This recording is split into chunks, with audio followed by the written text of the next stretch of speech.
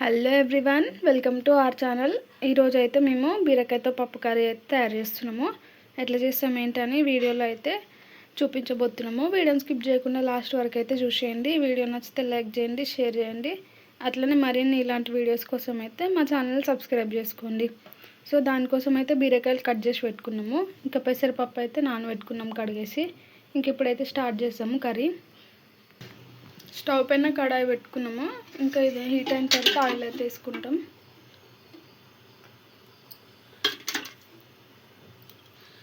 రెండు స్పూన్ల ఆయిల్.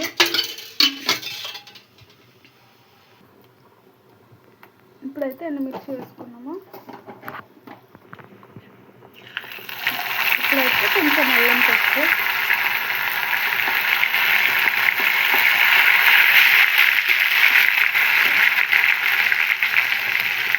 కరివేపాకు,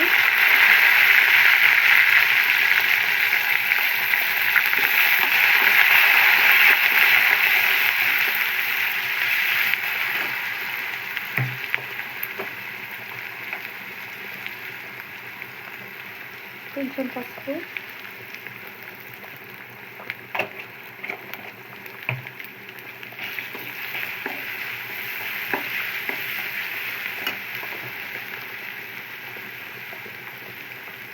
ఇంక ఇప్పుడైతే పప్పు వేసుకున్నాం. ఇక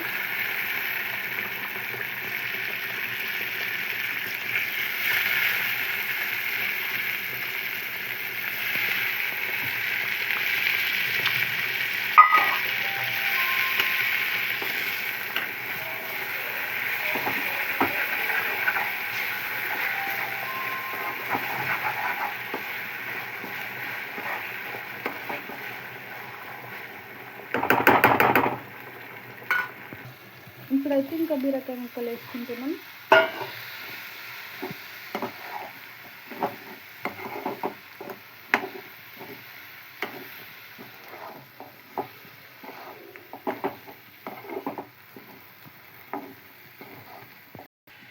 ఇప్పుడు ఒక 5 నిమిషాలు మూత పెట్టి మగ్గించుకున్నాము.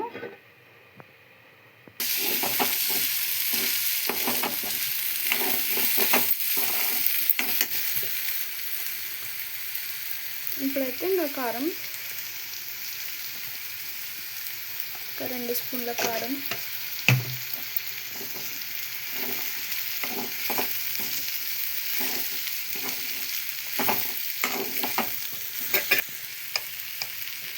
ఒక స్పూన్ ఉప్పు,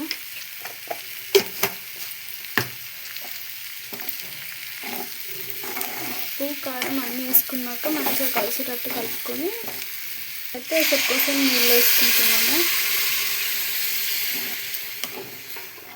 ఇట్లా బీరకాయ ముక్కలు మునిగేంత వరకు నీళ్ళు వేసుకోవాలి. అప్పుడైతే ఇంకా పప్పు బీరకాయలు అన్నీ మంచిగా ఉడికిపోతాయి.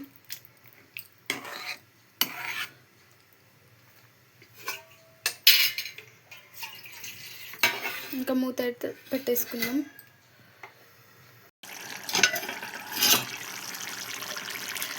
లాస్ట్లో కొంచెం అయితే కొత్తిమీర వేస్తున్నాను.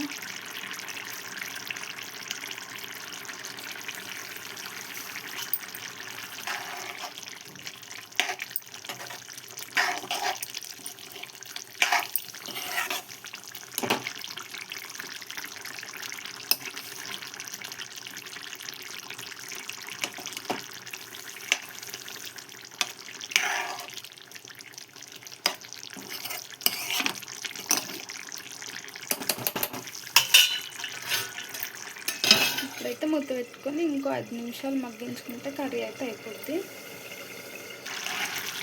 సో పప్పు బీరకాయ అయితే మంచిగా ఉడికిపోయినాయి.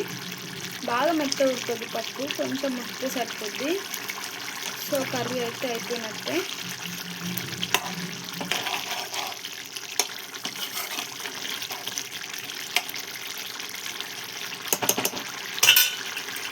ఇంకంటే కర్రీ అయితే అయిపోయినట్టే. స్టవ్ ఆఫ్ చేసి సర్వ్ చేసుకుంటాం. ఇప్పుడైతే ఇంకా బాక్స్ పెట్టేస్తున్నాం. ఇక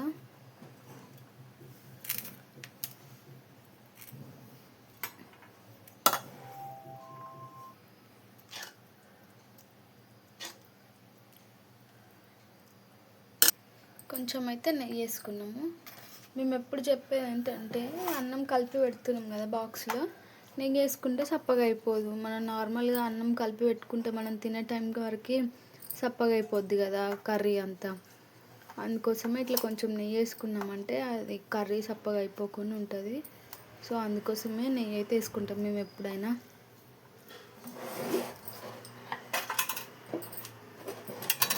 ఇంకైతే బాక్స్లో అయితే పెట్టేసుకుంటున్నాం.